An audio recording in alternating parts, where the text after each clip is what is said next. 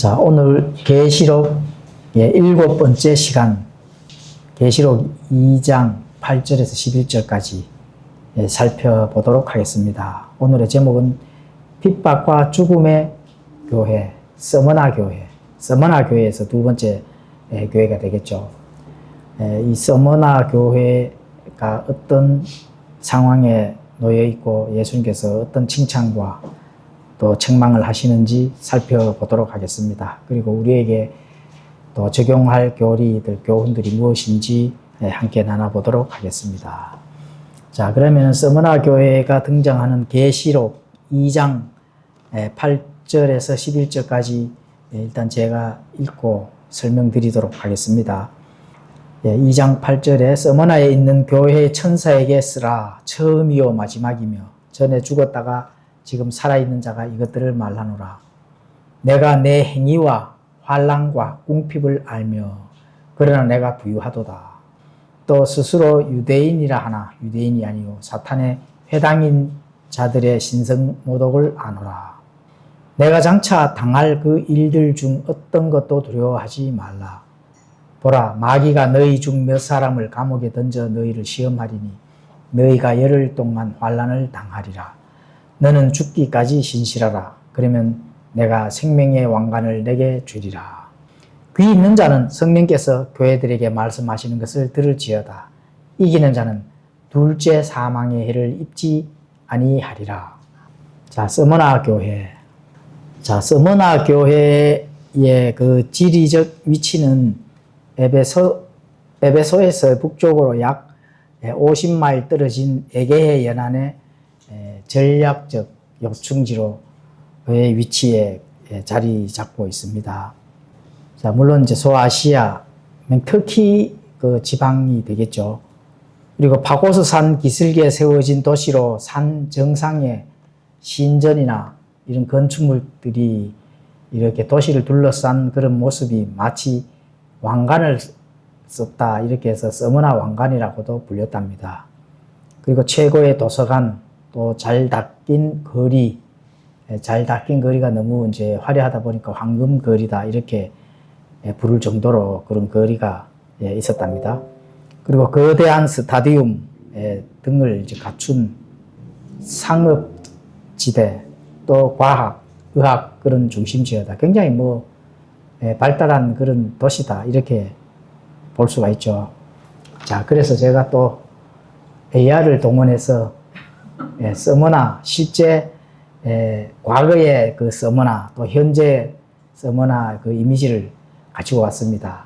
이미지를 한번 보면서 이 설명을 드리면은 조금 더 이해가 가고 그때 당시의 상황을 우리가 살피는데 굉장히 도움이 많이 됩니다. 일단 한번 보여드리겠습니다. 자, 서머나 지도부터 보여드리겠습니다. 지금 이게 소아시아죠.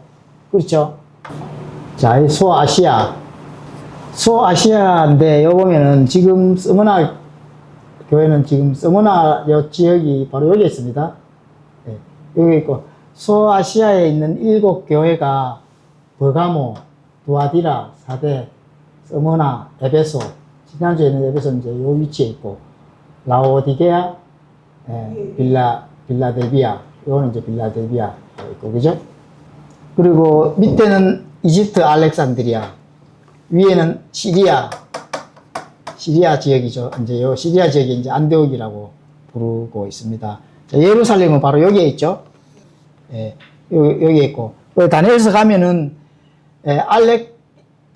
이집트와 안디옥, 시리아, 여기에 이제 전쟁이 계속 일어나는 상황이 바로 알렉산더 대왕 그 전쟁 시절이 바로 요 위에서, 그리고 위에서는 밑으로 치고 내려오고 밑에서는 또 치고 올라오고 이렇게 전쟁을 합니다.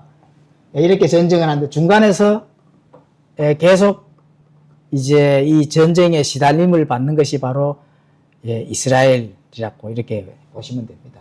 그리고 여기는 이제 지중해고, 그렇죠. 여기는 그리스 지역이고, 자, 마게도니아, 그렇죠. 사도 바울이 이 지역을 또 선교 지역으로 삼았는 마게도니아가 있고, 또 요한이 요한계시록을 작성한 여기가 이제 반모선입니다. 예, 반모선이고. 자, 대충 그림은 이제 이렇게 됩니다. 자, 여기가 바로 서머나 교회가 있던 서머나 지역입니다. 도시입니다, 도시. 그래서 지금 이제 역사적인 유적, 그죠? 역사적인 유적과 현대 번화가를 잘 이렇게 융합시켜서 그림을 한번 가져와라 이렇게 했는데 멋지게 가져왔습니다. 재미나게. 네, 그렇죠. 네, 도시가 있고, 여기는 이제 지금 이제 항구 도시고, 그죠? 여기 보면 이제 극장터가 있고, 예, 예. 여기 이제 아고라가 있고, 여기 경기장이 있고, 뭐 이렇게 돼가 있습니다. 이렇게 돼가 있는 이 부분이 지금 이제 서머나 교회라고 이렇게 볼 수가 있습니다. 자, 그러면은 고단 그림을 보여드리겠습니다. 자, 이건 실제 사진입니다. 보이죠? 네, 실제 사진. 실제 사진에 이제 그때 당시에 서머나 이 교회가 되겠습니다. 실제 사진. 자, 멀리서 본 이렇게 항구를 가까이 볼 수 있는, 아까 초반에 그 AI가 그려준 그 항구 도시의 모습 있고, 이쪽에는 이제 사람들이 거주하는 건물들이 있고, 지금도 유적이 남아있는 부분이 바로 이 서머나 교회 유적입니다. 그렇죠? 항구 도시인데 굉장히, 아름답죠, 도시가. 욕촌지로 충분히 활용될 수 있는 그런 도시다, 이렇게 이제 볼 수가 있습니다. 자, 이 부분은 조금 더 이렇게 멀리서 이제 보는 아까하고 똑같은 그런 이제 그림이 되겠고. 자, 이거 좀 이따 또 공부하면서 제가 이렇게 해야 될 이단 간별사들의 한국교회 사기극이라 하는 책인데 제가 한번 읽어보려고 한 600페이지 되더라고요. 정 목사님이 뭐 요번에 그 이단 문제 때문에 포럼을 하셨더라고. 그러면서 저도 뭐 이 책이 있었는 줄은 몰랐는데, 아, 저런 게 벌써 아마 몇 해 전에 이렇게 한번 자료가 있었구나. 이렇게 해서 한번 읽어보려고 책을 주문을 해놨어. 누가 지은 거예요? 예? 황규학 박사라고 요번에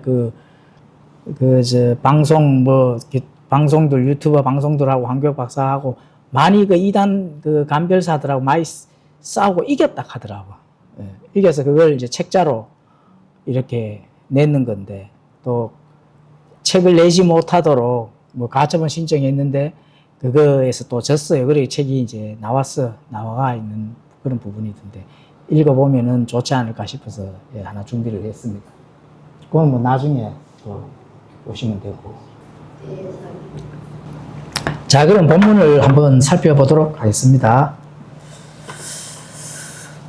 자, 이 서머나는 바로 제우스, 디오니소스 가면 뭐 술과 음란의 신이다, 이런 부분, 키벨레, 이런 수많은 신전들이 있었습니다. 그때 당시에는 로마 황제를 숭배를 했던 시절이죠. 로마 황제. 그래서 황제 숭배를 거부하는 그리스도인들은 박해를 당했습니다. 그 현장이 바로 서머나 지역이고, 거기에서 서머나를 감독했던 감독이 폴리캅입니다. 폴리캅이 실제 순교를 당하는 그런 교회가 바로 서머나 교회고 서머나 지역입니다. 그래서 그 폴리캅이 순교했던 스타디움도 이제 지금까지도 아직 유적지로 남아있고, 그리고 서머나 교회 성도들이 실제 가난했습니다. 위에 보면은 아까 읽을 때 나왔죠. 내가 내 행위와 환난과 궁핍을 안다. 예수님께서 직접 그 상황을, 서머나 교회 성도들의 상황을 알고 있다는 거죠. 행위, 환난, 궁핍. 그런데 예수님께서 뭐라고 말씀하세요?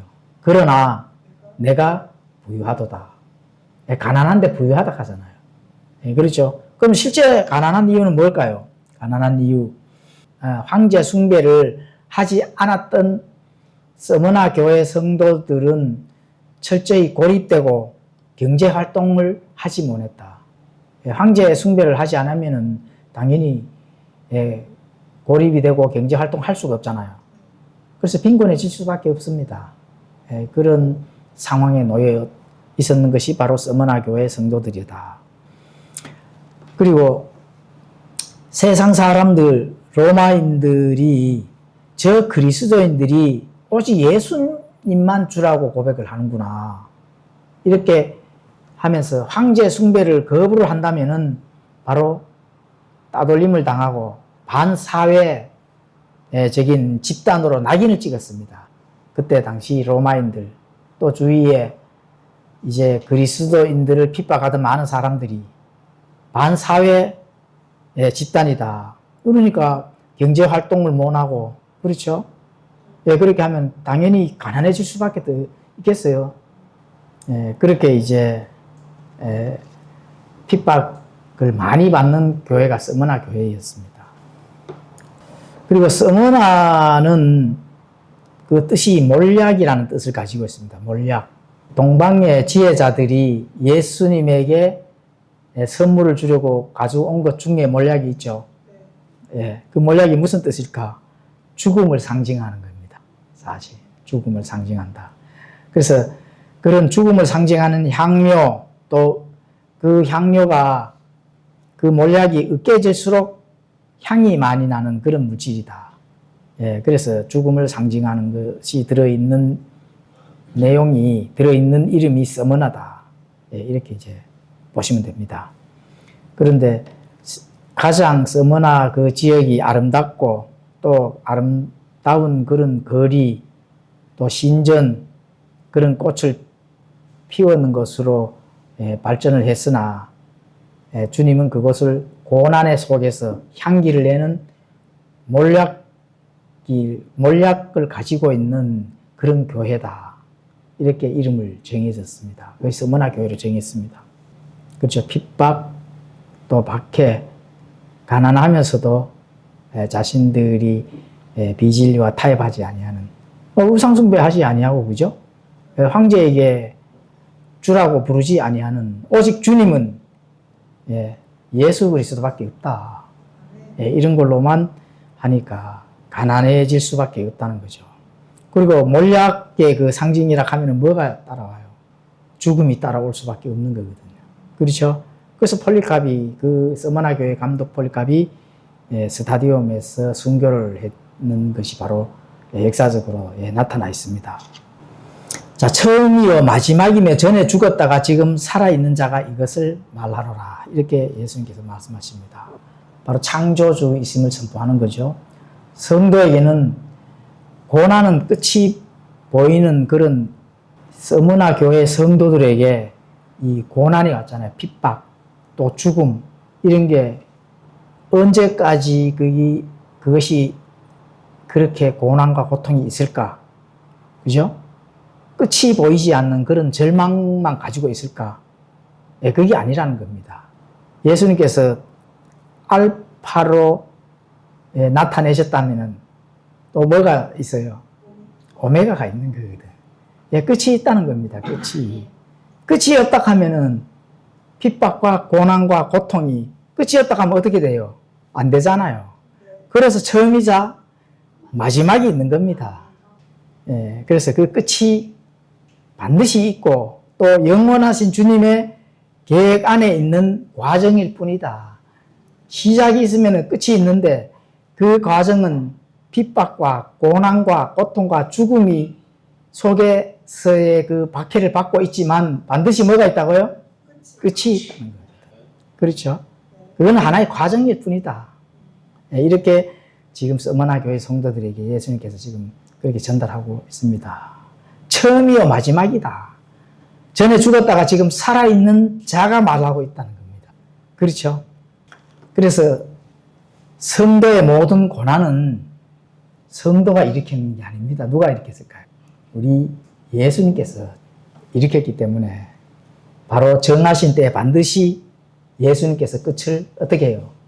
내신다는 겁니다. 예수님께서 일으켰으면 어떻게 돼요? 예수님께서 끝을 내지. 그래서 처음이요 마지막이다. 알파요 오메가다. 이렇게 말씀하시는 겁니다. 그렇죠? 반드시 끝내신다. 이렇게 예수님께 직접 선언을 하시는 겁니다.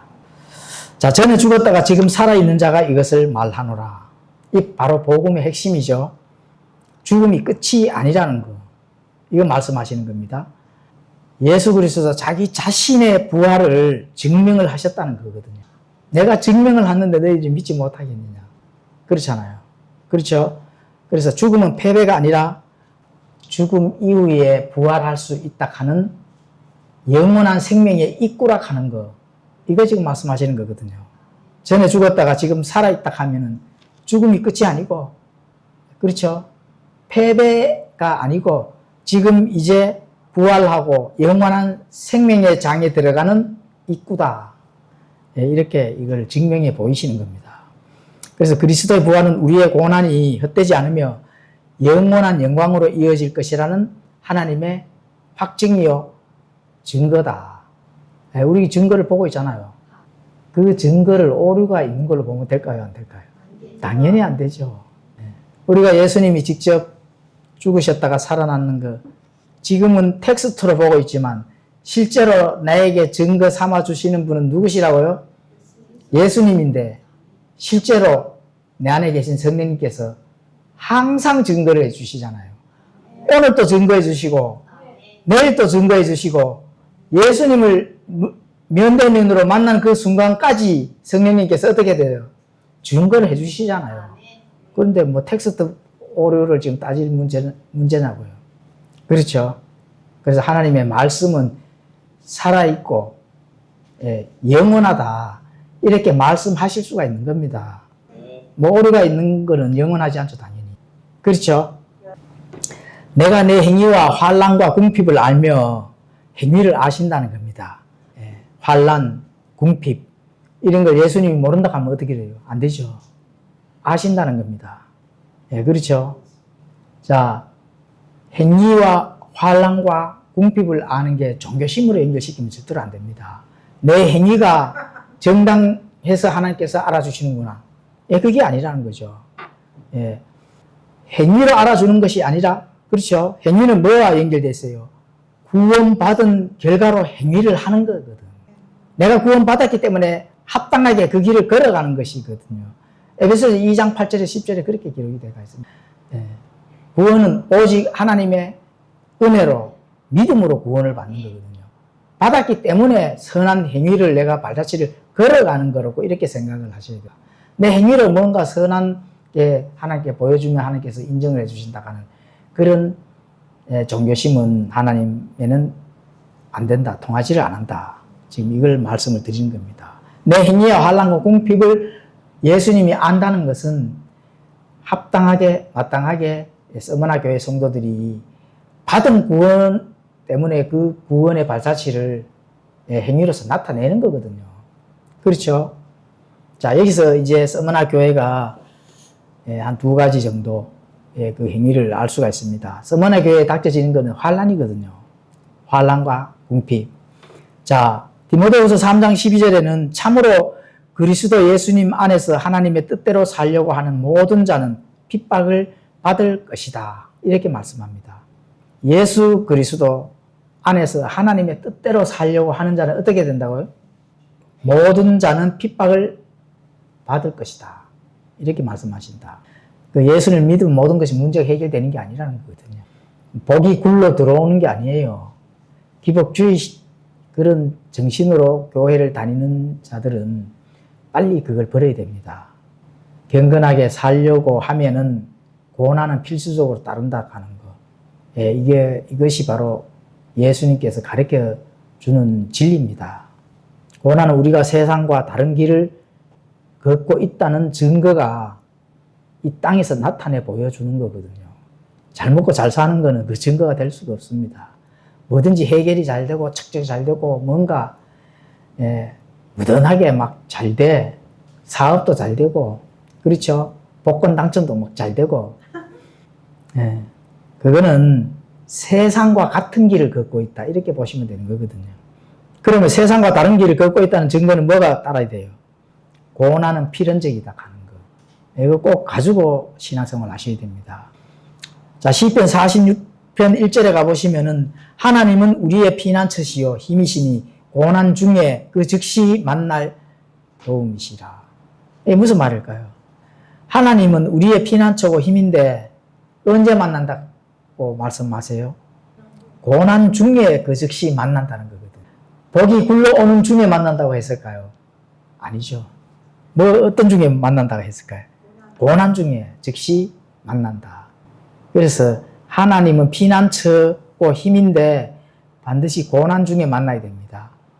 어렵고 핍박, 힘들고 예수님의 그 이름을 가지고 내가 순종을 했을 때 반드시 따라오는 것은 고난이 먼저 따라온다.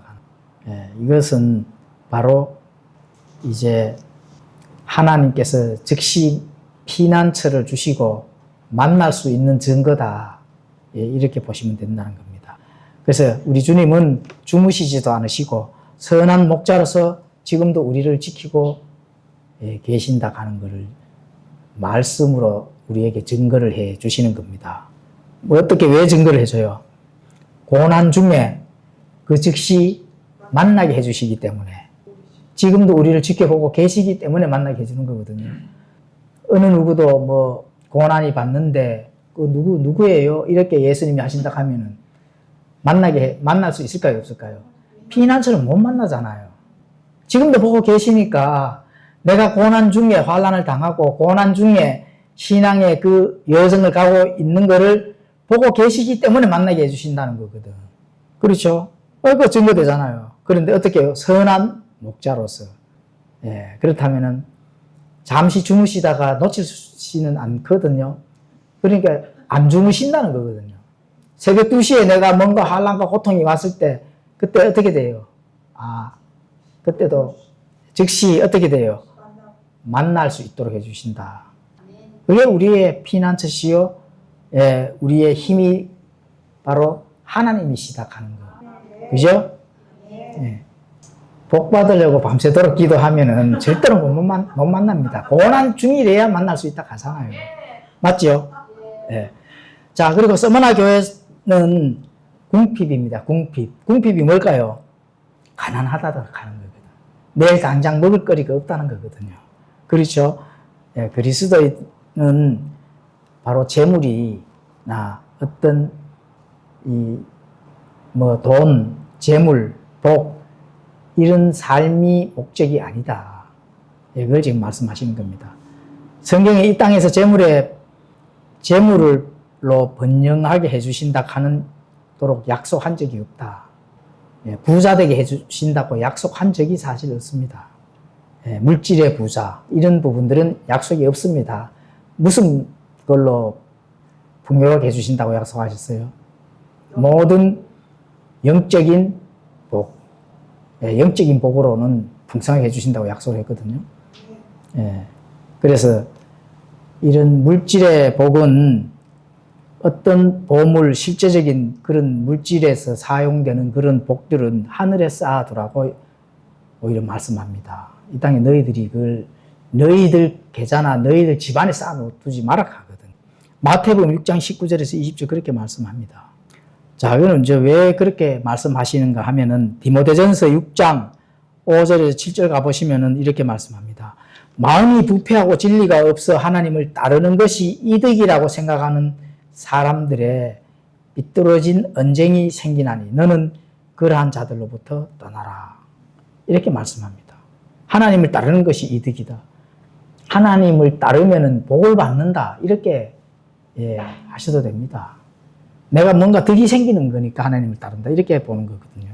그러나 만족하면서 하나님을 따르는 것은 큰 이득이다. 이렇게 말씀하시잖아요. 그래서 만족이 뭘까요? 기쁨을 함께 나누고 담는 거라고 항상 제가 말씀하잖아요. 제가 항상 전달을 하잖아요. 그렇죠? 자, 그래서 이는 우리가 이 세상에서 아무것도 가지고 오지 아니하였으므로 아무것도 가지고 갈 수 없음이 확실하기 때문이라. 정확하게 지금 우리에게 전달해 주잖아요. 이 세상에 올 때 뭐 가지고 온 거 있으세요? 없잖아요. 그렇죠? 그리고 갈 때도 가져가는 게 있어요? 없어요? 없잖아요. 그 확실하다고 나오거든. 너희가 올 때도 빈손으로 왔고 갈 때도 빈손으로 간다 하잖아요. 그게 확실하다. 그러면은 내게 주어진 물질이나 이런 세상에서의 주어진 그런 물질의 복은 어디에 쌓아두라고? 하늘에 쌓아두라는 거예요. 하늘에. 집에다 쌓아두면 안 됩니다. 뭐 교회에 갖다 바치라 이런 거는 우리는 뭐 그런 거 더 싫어하는 거니까. 내가 사용할 그런 합당한, 마땅한 위치 선정을 잘 하시라는 거거든. 그렇죠? 그게 이제 물질의 복이고. 영적인 복은 당연히 그런 마인드에서 나오는 거기 때문에 당연히 하늘에 쌓아지는 거고. 그렇죠? 물질적으로 가난하다면 단순히 가난을 참고 견디는 소극적인 태도가 아니라 성경은 매우 적극적이고 능동적인 영적 상태로 나가야 된다고 이렇게 설명합니다. 그래서 내가 조금 세상 사는데 가난할 수도 있잖아요. 돈이 없어서 뭐 뭔가 할 수 있는 일도 없고, 나이 들어서 뭐 돈 없으면 또 새빵 살 수도 있는 거거든요. 절대로 그런 게 부끄러운 일이 절대로 아닙니다. 참고 견디고 궁핍함을 견디면서 하나님의 기쁨을 어떻게 담느냐, 거기서 더 큰 영적인 복이 쌓일 수도 있습니다. 네. 절대로 부자들은 그런 영적인 복을 쌓을 기회가 없어요. 내가 가난하기 때문에, 궁핍하기 때문에 영적인 복을 쌓을 기회가 더 크다. 그건 하나님이 주신 축복입니다. 오히려 가난한 거예요. 그래서 소극적인 태도로 가지면 안 된다고 말씀하는 거거든요. 능동적인 생각을 가지고 긍정적인 생각을 가져라. 그렇죠? 그래서 적극적으로 능동적인 영적 상태를 가지고 예수님과 기쁨을 나눠야 된다고 하는 거. 이게 하늘에 쌓아두는 영적인 복을 오히려 많이 받는 축복된 자다. 이렇게 보는 거거든요. 그래서 하늘의 영적인 복을 많이 쌓을 수 있도록 축복받은 자는 절대로 하나님께서 부유하게 안 해주십니다. 뭔가 부유하게 되는 것으로 하려고 해도 망하고, 이거 해도 망하고, 저거 해도 망하고, 안 됩니다. 사실 제가 그렇거든요. 엄청난 사업을 많이 했는데 잘 안 되더라고. 그냥 밥이나 먹고 사는 것도 국 먹고 살고, 이렇게 되는데, 그렇다고 뭐 영적인 복이 많이 쌓여진 것도 아닙니다, 사실. 그런 것도 아닌데, 어쨌든 성경은 그렇게 가르칩니다. 성경은 그렇게 가르치는 것을 굉장히 저도 많이 깨달았기 때문에 지금 전달하고 있는 거거든요. 그거 못 깨닫고 이런 거 전달 못 합니다, 사실. 그 과정을, 과정을 알기 때문에, 담대하게 전할 수 있는 겁니다. 그럼요. 그래서, 자, 이제 경제적으로 빈곤할지라도, 그렇죠. 성도의 이 영과 영혼은 예수 그리스도라는 무한한 자원으로 이미 가득 차 있다. 제가 항상 하잖아요. 내 계좌에 하나님의 영적 자원들, 영적인 그 어카운트가 어떻게 돼요? 다 들어와 있다고 하잖아요. 그거를 아는 사람이 잘 쓰는 거거든요. 하나님께서 그저 뭐 그냥 너가 세상에서 가난하면 가난 대로 현재 당장 보이지도 안 하고 뭐 만져지지도 안 하는 영적인 복이 하늘에 쌓아둘게 이렇게 하신 게 아닙니다. 실제적인 내 계좌에 하나님의 모든 영적 자원들이 만족스럽게 풍성하게 완전하게 채워져 있다 하는 거, 그것만 알면 사용만 하시면 된다니까요. 근데 사용한다 하는 게 그게 굉장히 어렵습니다. 주어는 졌는데 사용하기 어려워요. 사용할 수가 없는 거거든. 그것도 눈에 안 보이잖아요. 그런데 성경은 분명하게 그렇게 말씀하기 때문에 내가 하나님의 합당한 길을 걷는다면은 사용할 수 있도록 그 계좌의 문이 열린다. 이렇게 보셔야 됩니다. 당연하죠. 왜 하나님의 그 뜻, 의미, 하나님의 일을 해야 되는데 계좌가 안 열리겠어요? 그럼요. 그렇게 계좌가 열리게끔 되어 있다 하는 거. 그게 성경이 가르치는 겁니다. 외부 환경의 결핍이 내면의 평안을 깰 수가 없거든요. 내가 영적인 풍성함과 그 기쁨을 담아 놓는다 하는 것은 외부 환경과 비교할 수 없을 만큼 풍성한 자원이 들어와 있는 겁니다. 그 자원으로 하나님께서 어떻게 사용할까? 그 사용하는 것도 내가 사용하는 게 아니죠. 내 안에 성령님이, 하나님이 결국은 그 계좌를 주시고 그 계좌를 사용을 하신다 하는 거. 이게 성경이 가르치는 말씀입니다. 자, 그러면은 내면의 내 평안, 하나님께서 기쁨을 풍성하게 담아 놓는 내면의 그 평안과 위로와 풍성한 자원들이 외부 환경의 궁핍함으로 비교될 수 있을까요? 예, 없는 거죠. 그럼 이유가 뭘까? 성경 기록이 딱 그렇게 말씀을 했잖아요. 서머나 교회 성도들에게, 그 교회에게 예수님께서 내가 내 행위와 환난과 궁핍을 알고 계시기 때문에 그렇습니다. 환난과 그렇죠. 행위와 궁핍을 예수님께서 알기 때문에 그 기쁨과 영원, 영적인 풍성한 자원들을 예수님께서 이 사람부터 어떻게 사용할 것인가 알고 계신다는 거거든요. 그 세상에 가난하고 궁핍하고 또 그런 것들이 소극적이면서 그렇게 절망할 필요가 있을까요? 예, 없는 겁니다, 사실. 우리 교회가 풍성하고 부자교회가 아니기 때문에 성도도 많이 없잖아요. 그렇죠?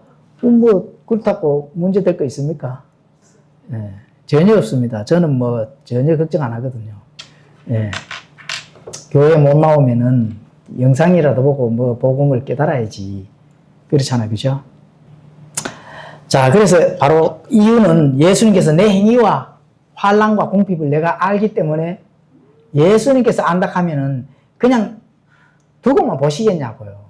지금 서머나 교회 성도들이 당장 내일 쌀 받을 것도 없고 지금 굶어야 되는데 비진리와 타협 아니하고 우상숭배 황제에게 주님이라고 부르지 아니하는 그 목적 때문에 가난하고 궁핍하시는데 그것만 아니고 타협하면 얼마나 살기 좋아요. 그 항구 도시 봤잖아요. 자, 이 항구 도시에 고기만 잡아도 부자가 되잖아요. 그런데 그렇게 할 수가 없다 하는 거. 그런데 그거를 알고 있다는 겁니다. 예수님께서. 예수님이 알고 있다 하면은 그건 완전한 거 아니에요? 그래서 세상의 경제적 질서 타협하지 아니하고 가난을 선택했다. 서머나 교회는. 예수님이 알고 있다. 황제 숭배 안 하고 내 가난해도 너에게 황제 주라고 부르지 않겠다. 오직 나의 주는 예수 그리스도다. 이렇게 고백이 나왔을 때 가난해질 수밖에 없는 겁니다. 그렇다면 그 가난해질 수밖에 없는 세상에서는 떨어져 나가고 하나님과의 관계는 어떻게 돼요? 더욱 친밀해진다. 당연히 친밀해질 수밖에 없거든요. 하나님과 예수님과 그렇죠? 친구로서 하나님의 경륜의 그 비밀들을 하나님의 경륜의 그 목적과 뜻들을 함께 공유를 시켜주는 겁니다. 활짝 열어서. 그게 영적인 복이죠. 하나님의 경륜을 공유를 할 수 있다 하는 게 얼마나 큰 영적 복입니까? 그렇죠? 우주 공간을 하나님이 주신 자유로 마음껏 다닐 수 있다고 생각을 해보시라고요. 그 마음껏 다닐 수 있을까요? 없을까요? 다닐 수 있는 거죠.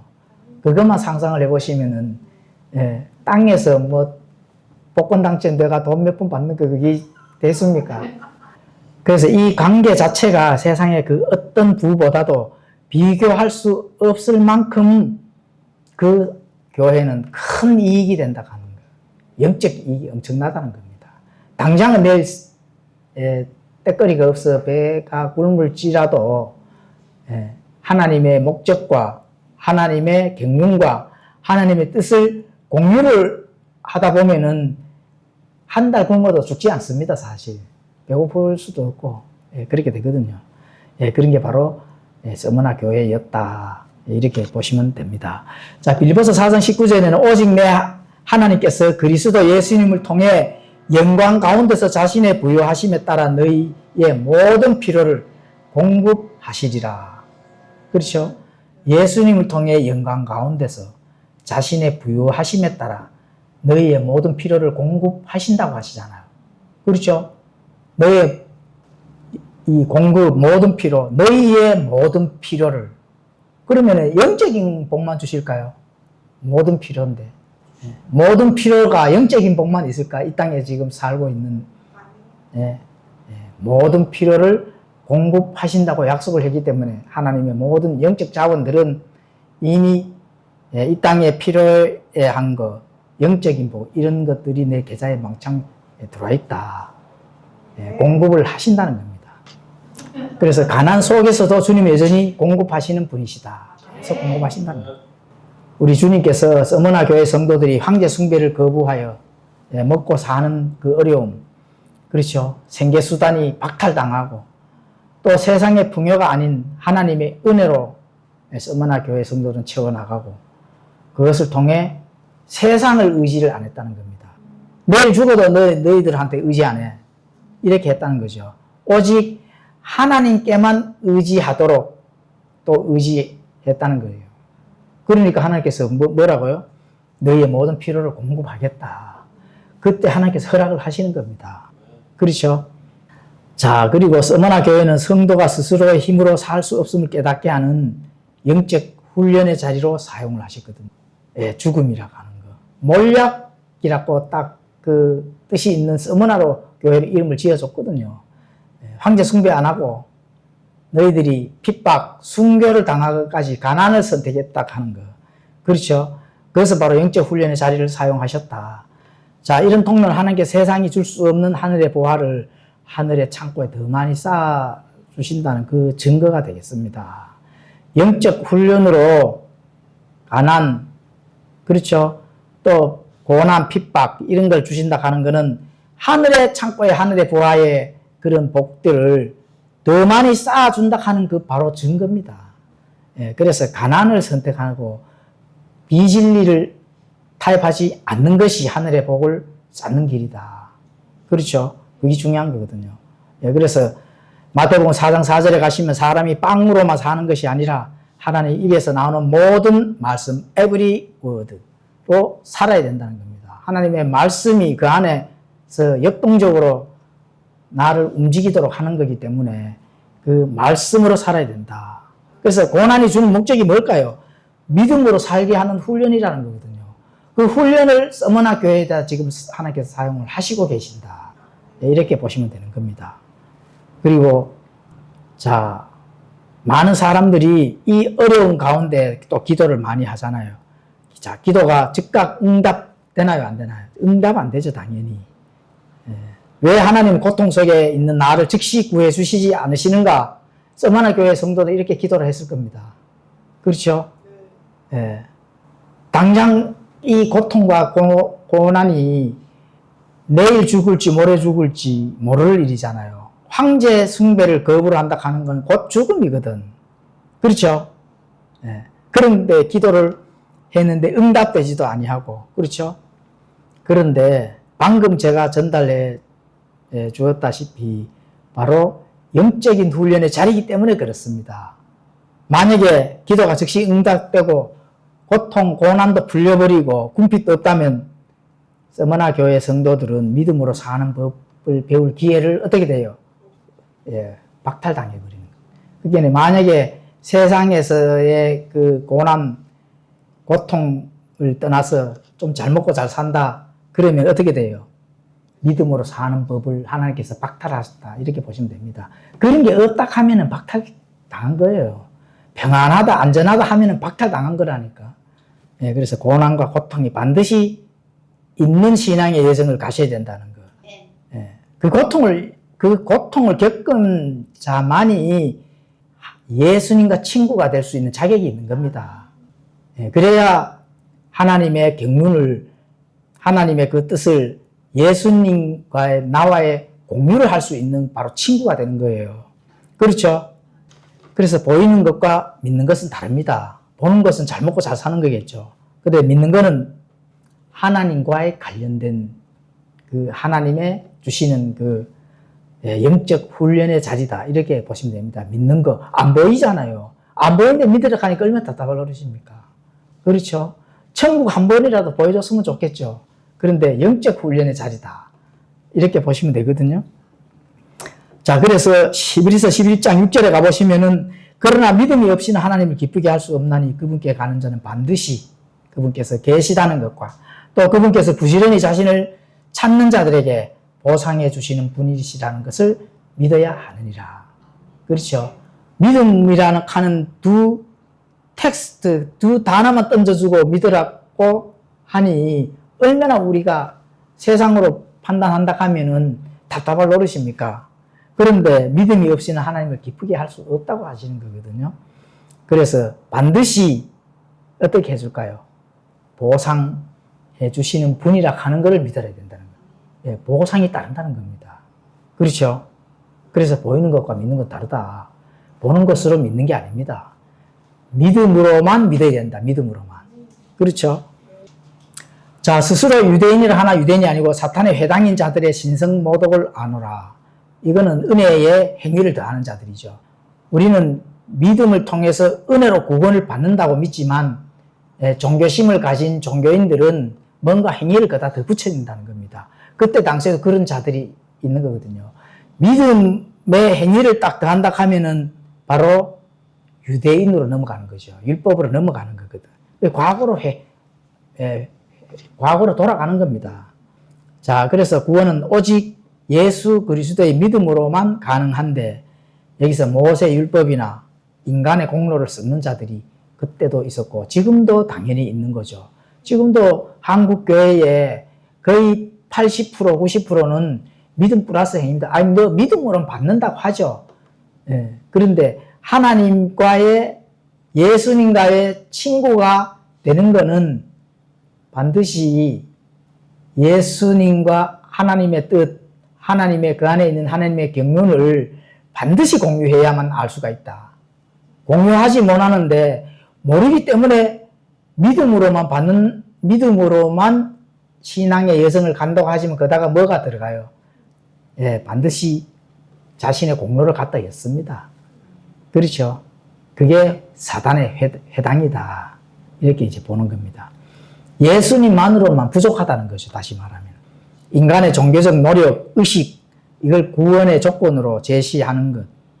또는 그것이 종교심으로 열심을 내는 것이 하나님과 보상을 받는 것이라고 착각하는 것. 이게 바로 믿음 플러스 행위인데 사단의 회당이다. 사단의 회당. 이렇게 예수님께서 경고를 하시는 겁니다. 지금. 그게 뭐 신학적으로 오늘날 본다 하면은 이스라엘 대체 신학이죠. 당연히. 이스라엘과 교회를 섞어버리고 로마 카톨릭, 개신교, 교단교회가 바로 이스라엘 대체 신학이거든요. 예. 구약에 있는 유대인들이 받을 복을 교회가 받아야 된다. 이렇게 가르치는 거거든요. 그렇죠. 그 이스라엘 대체 신학이잖아요. 그게 뭐라고요? 유대인이 아니면서 스스로 유대인이라고 자청하고 그 유대인이 아니면서 유대인이라고 자청하는 자들의 그 자리가 뭐라고요? 사단의 회당이다. 이렇게 보시는 겁니다. 그렇죠?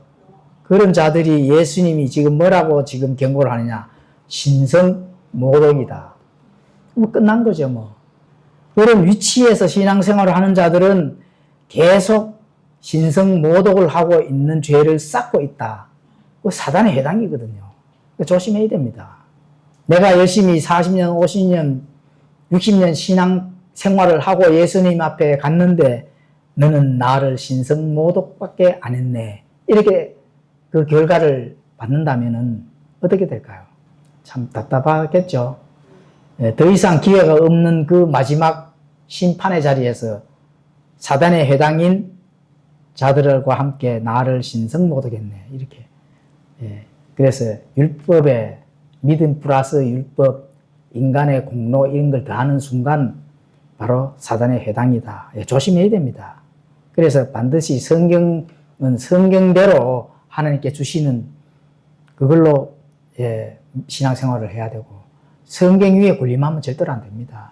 성경이 나를 정화를 시켜야 되지 내가 성경을 정화시키려고 노력하는 자들이 너무나 많습니다. 내가 성경을 뜯어 고쳐야 돼. 이게 신성모독이 아니고 뭡니까? 성경이 나를 정화를 시키고 깨끗하게 해야 되지 반대가 돼가 있다 지금. 자, 이스라엘에 주신 약속과 이런 대언들을 교회가 무리하게 차지하려고 모든 걸 영예를 하기 때문에 그렇습니다. 성경의 해석은 하나님에 속해져 있거든요. 성경은 하나님에게 속해져, 해석은 하나님에게 속해져 있지 사람이 해석하면 안 됩니다. 그래서 성경이 성경 해석한 것을 비유해서 이렇게 해석을 했구나 그렇게 받아들여야 됩니다. 내가 새로운 걸 해석을 해서 거다가 넣으면은 본인이 창조주가 되는 겁니다. 새롭게 창조해내는, 고안해내는 교리거든요. 내가 해석을 한다 하면은. 반드시 성경이 해석한 것을, 그걸 나에게는 뭐 어떻게 해줘야 돼요? 경건하게 적용만 하셔야 되지. 적용을 해야 성경이 나를 정화를 시킬 거잖아요. 그렇죠? 그러면 성경이 나를 적용을 해서 내가 정화가 돼야 되지. 내가 해석을 하게 되면 어떻게 돼요? 내가 성경을 뜯어고치고 정화를 해야 되는 거거든. 반대로 된 거죠. 그게 지금 사탄의 해당들이 그렇게 하고 있는 겁니다. 그래서 그런 것들을 영위함으로 하나님의 경륜적 교리들을 훼손한다. 무서운 일입니다. 경륜적 교리들을 훼손한다 하는 것은 성경을 뜯어고친다는 얘기거든요. 그래서 함부로 해석을 하면은 안 된다. 해석은 하나님께 속해져 있다 하는 것. 성경이 그렇게 말씀합니다. 그렇죠? 왜 많은 사람들이 사탄의 회당 같은 종교체제에 끌리는가? 그 눈에 보이기 때문에 그렇습니다. 자신의 영광은 눈에 보이잖아요. 모든 사람들이 쳐다보면서 칭찬하고 사람을 영광 돌리잖아요. 하나님이 받아야 될 영광을 사람이 가로채잖아요. 그 눈에 보이기 때문에 그런 거거든요. 성전, 제1성전, 제2성전에서 건물이 그 안에서 뭔가 하나님께서 인정해 주는 걸로 착각하고, 또 의식, 화려한 의식, 로망 컬러하고 긴 옷을 입는 자들을 조심하라 하잖아요. 그렇죠? 자기가 제사장, 프리스트, 하나님과 사람 사이에 중보자 역할을 하는 그런 목사들이나 학자들은 조심해야 됩니다. 그리고 책임져 주는 제사, 그게 이제 프리스트, 하나님과 사람 사이의 중보자는 오직 누구라고요? 예수 그리스도밖에 없습니다. 이 사람이든 저 사람은 아무리 잘난 목사라도 하나님 앞에 가면 똑같이 심판받고 하나님의 은혜와 긍휼을 구해야 됩니다. 뭐 구해야 되는 자들이지 본인이 뭐 하나님과 사람 사이에 중보자 노릇하고 거기에서 프리스트 제사장 노릇을 하고 있습니까? 우리가 성전이요 우리 안에 계신 성령님이 계시기 때문에 우리가 영적 제사장이라 하는 거. 그래서 하나님께 직통으로 나아갈 수 있는 겁니다. 주님을 믿는 믿음보다 훨씬 더 인간의 육신에 안도감을 주기 때문에 그렇습니다. 그렇죠. 성전, 화려한 의식, 또 제사장 노릇, 하나님의 영광을 가로채는 거. 이런 거 뭐라고요? 인간의 이 내 육신 나타나 보이는 거에 화려함에 본인도 안도감을 하는 거거든요. 우리는 그런 거는 거리가 멀다. 거리가 멉니다. 하나님이 원하시는 영적 예배가 아니다. 영과 진리로 드리는 예배가 아니에요. 자신의 육신에게 만족하게 할 그런 종교 행위에 취해져 있다. 종교 행위에 취해져 있다 하는 거예요. 그렇죠? 술 먹으면 취하면은 용기 막 생기잖아요. 그렇죠? 그런데 그런 종교 행위에 영광에 종교 행위를 통해서 사람에게 영광을 받는 그 행위에 취해져 있으면은 그 벗어날 길이 없습니다. 사람들 뭐 성도들 5,000명, 10,000명 놓고 우러러 보면은 그 얼마나 우쭐해지겠어요. 그래서 우리는 성도 없는 게 더 좋습니다. 있다 하면은 못 견딥니다. 진리가 선포되는 자리에 싫으면은 나가라는 거지. 그래서 바로 하나님이 원하시는 영적 예배가 아니고 육신을 만족해 주는 것은 바로 사단이 교회를 무너뜨리기 가장 효과적인 전략이다. 그렇죠. 종교심, 화려한 거. 그렇죠. 하나님과 사람 사이의 중보자 역할을, 이 제사장 역할을 구약식 교회를 하는 게 뭐라고요? 사단이 교회를 무너뜨리는 전략적인 바로 이 사단들의 그 전략이다. 아주 효과적인 전략이다. 이렇게 이제 보시는 겁니다. 사단은 보다 적극적이고 활동적이다. 사탄이 단순히 악의 개념이 아닙니다. 인격체예요, 인격체. 전략을 잘 꾸미고 전략을 가장 타당하게 그럴듯하게, 그렇죠? 예수 그리스도의 진리들을 모방해서 나타나기 때문에 모릅니다. 그걸 교회를 공격하고 복음을 변질시키는 구체적으로 전략을 짜고, 그리고 능동적인 그런 인격체인데 바로 그 사단이 하나님의 원수다. 하나님의 원수. 그렇죠? 그래서 요한계시록 7교회 중 4곳에 사단이 언급되어 있습니다. 성도라면은 사단의 존재와 계략을 결코 무시해서는 안 된다. 이렇게 보시면 되는 겁니다. 그러나 또 사단은 두려움의 대상이 아니죠. 우리를 가두고 위협하고 겁을 줄 수는 있는데 두려워할 대상은 절대로 아닙니다. 그래서 베드전서 5장 8절과 야고보서 4장 7절은 사단을 대적하라고 명령합니다. 하나님의 능력으로 전신갑주를 입고 말씀의 검으로 싸우면은 사단은 절대로 미혹도 못하고 유혹도 못합니다. 근데 그렇죠. 싸워야 되는데 대적해야 되는데 타협을 해버리면은 그때부터 사단의 손에 놀아난다 하는 거. 그거 반드시 기억을 해야 됩니다. 자, 사단의 회당을 식별하는 기준, 진리를 대적합니다. 복음의 진리를 거스르는 모든 교리와 오류들을 그런 것들을 전파를 하고 진리를 대적하는 거, 복음을 가로막는 거, 참된 진리를 가로막는 거, 이게 바로 사단의 회당인데 반드시 식별해야 됩니다. 반드시 식별해야 된다. 자, 거기에서 오는 게 바로 이겁니다. 진리를 대적하는 이단 간별사들, 이런 자들이 진리를 대적한다. 그렇죠? 복음을 가로막는 거거든요. 하나님의 말씀을 가로막는 거거든요. 본인들이 맞으면 상대방은 틀려, 그러면? 진짜 이단들을 간별해야지. 참된 복음을 가지기 때문에 많은 구원받은 성도들이 그 선한 양심을 가지고 판단을 했기 때문에 그 진리를 따르는다 하는 걸 왜 모를까? 자신들을 따르는 것보다 진리를 따르는 자들이 숫자가 많아요. 그런 것도 따져봐야 돼요, 사실은. 맞기 때문에 따르는 거거든. 그렇죠? 안 맞는 것도 따르는 이단들도 많아요. 그런 거는 말 한마디 못해. 신천지 가서 싸워야 되지. 날마다 피켓 들고 가서. 그거는 못하면서, 자신들도 알지 못하는, 전혀 배운 적이 없는 진짜 복음의 그 하나님의 경륜들을 가지고 전하는 그런 자들을 뭐 이단 간별사 내가 자신들도 알지 못하면서.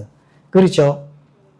복음의 순수성을 파괴를 하는 겁니다. 참된 복음인지 아닌지 따져보지도 아니하고 이단 간별을 한다고 이렇게 한다 하면은 복음의 순수성을 파괴하는 것은 누구를 파괴한다고요? 예수 그리스도께서 우리에게 전달하시는 그 복음을 가로막는다고 이렇게 보시면 되거든요. 인간이 고안해낸 헛된 의식을 통해 하나님이 요구하는 영과 진리로 거룩한 예배를 바로 가로막는 자들, 이런 자들과 그런 자리가 바로 사단의 회당이다. 이거 반드시 식별해야 됩니다. 거기에 매달려 있는 즉시 같이 구렁텅이로 빠지고 멸망한다. 이렇게 봐야 되거든요. 그리고 사단의 회당을 식별하는 기준 세 번째는 참된 성도를 박해를 합니다. 하나님께 성경적 진리로 경배를 하는 자들을 비방하고 핍박하는 그런 자들, 그런 교단들, 교회들, 그렇죠? 참된 성도가 참인지 그릇인지 바르게 분별하고 정말 이단인 자들한테 가서는 성경이 이렇다 하는 걸 객관적인 그런 복음의 학문들을 전하지는 못하면서 참된 복음을 가르치는 자들한테는 박해를 하고 이런 일이 오늘날 일어나고 있다가 정신이 없는 자들이죠. 뇌가 없는 자들이다. 이렇게 보시면 되는 겁니다. 참된 성도를 박해를 한다. 자신은 한 3,000살 정도 살 모양이죠. 3,000살, 만년 이렇게 살다가 도저히 안 돼서 하나님 앞에 심판받으러 갈 모양이죠. 사람이 길어봐야 80년, 90년 넘지 않습니다. 정말 참된 성도인지 아닌지 그때 가봐야 아나요. 그때 가봐야 안다 하면은 그 사람은 진리를 모르는 사람입니다. 이 땅에서 분별할 줄 알고 객관적인 사실, 옳은 것, 그런 것, 그렇죠? 비진리냐, 진리냐, 이걸 바르게 분별하는 양심이 중요한 거지. 알지도 못하면서 참된 복음을 박해를 한다 하면은, 그렇죠? 예수님을 박해를 한다. 이렇게 보셔야 됩니다. 진리를 박해를 하는 게 당연한 건데, 그 진리의 주인 되시는 예수님을 박해를 한다. 이렇게 보셔야 됩니다. 그래서 굉장히 심각한 그런 이 두려움을 가져야 될 사람들이 그렇게 한다 하는 거는 나중에 심판받을 때 그때 이미 늦다. 이렇게 이제 보셔야 되지요. 깨닫고 돌아서야 됩니다. 복음의 순수성을 훼손하고 인간의 공로를 높게 하고 참된 성도를 핍박하는 모든 영적 체계, 이게 바로 사탄의 통치 아래 있는 겁니다. 그리고 예수님께서 죽기까지 신실하라. 구원받는 순간 그리스도께서 값을 치루어 사셨습니다. 그래서 더 이상 내 뜻대로 사는 게 아닙니다. 그러면 누구 뜻대로 살아야 돼요? 주님의 명령대로 따라야 된다. 그렇죠.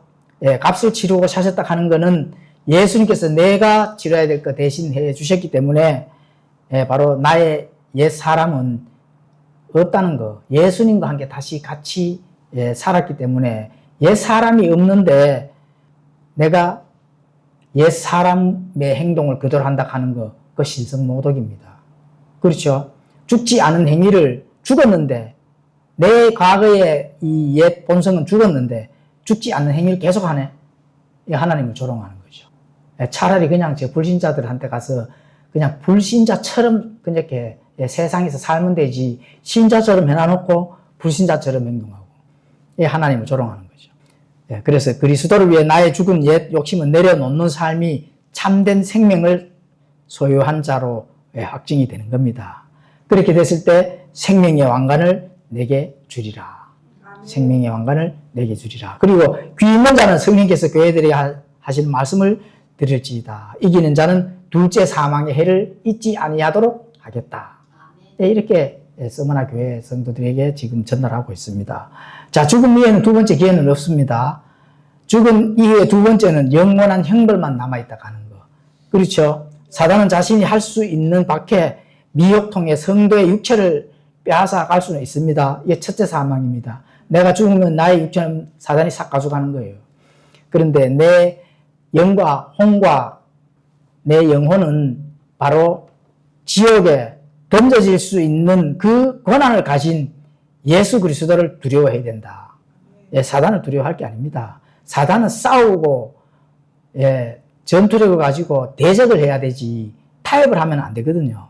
그래서 비진리와 타협하면 절대로 안 된다. 사탄이 결코 건드릴 수 없는 게 바로 영원한 생명입니다. 예수님과 함께 진리와 함께 같이 울고 그 길을 간다면은 생명의 왕관을 주는 건데 그건 바로 영원한 생명이다. 하나님과 함께 같이 내 고향 그 천국에서 살 수 있는 영원한 생명에 가지는 그런 자격을 가진 하나님의 백성이다. 이렇게 보시면 됩니다. 그래서 오늘 서머나 교회 몰약, 죽음, 죽기까지 신실하라. 변하면 안 된다. 내 환난과 궁핍과 인내 행위를 내가 알고 있다. 이거를 예수님께서 지금 전해주는 거거든요. 예수님께서 알고 있다 하면 모든 것을 이 서머나 교회 성도들뿐만 아니라 우리가 이 계시록을 읽고 있는 우리에게도 영원한 왕관, 영원한 생명을 줄 수 있는 것은 바로 오직 예수 그리스도다. 이런 걸 오늘 나누었습니다. 기도하고 마치겠습니다.